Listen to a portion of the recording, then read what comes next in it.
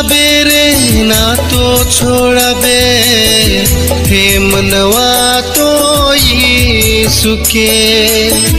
न तो भूलाबे रे ना तो छोड़ाबे, हे मनवा तो यीशु के। यीशु बिना दुनिया संसार सुना सुना लागे रे। यीशु बिना दुनिया संसार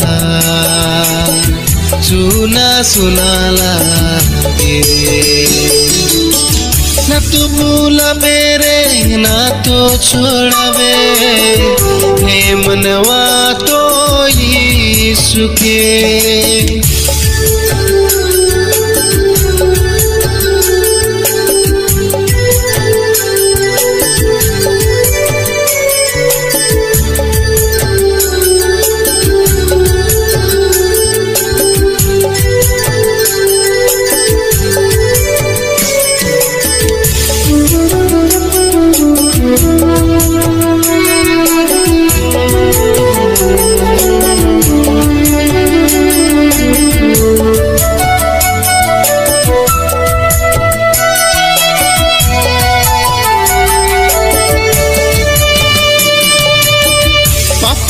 जीवन रहे प्रभु, नया जीवन देलक मुके।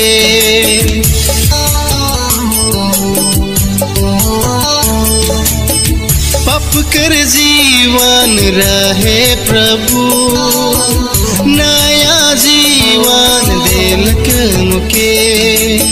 यीशु बिना दुनिया संसार सुना सुना लागे रे। यीशु बिना दुनिया संसार सुना सुना लागे रे। न तो भूलाबे रे ना तो छोड़ाबे, हे मनवा तो यीशु के।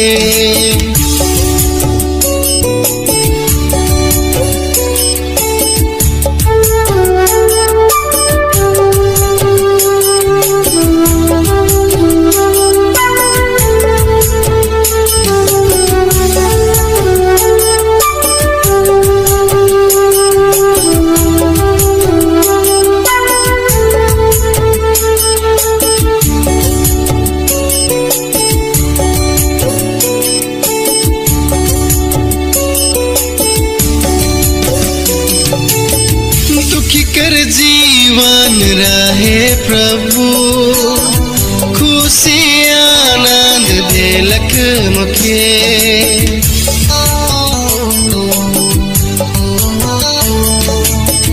दुखी कर जीवन रहे प्रभु, खुशी आनंद देलक मुखे। बिना दुनिया संसार सुना सुना यीशु बिना दुनिया संसार सुना सुना लागे रे। न तो भूलाबे रे ना तो छोड़ाबे, हे मनवा तो यीशु के। न तो भूलाबे रे ना तो छोड़ाबे, हे मनवा तो यीशु के। यीशु बिना दुनिया संसार सुना सुना लागे।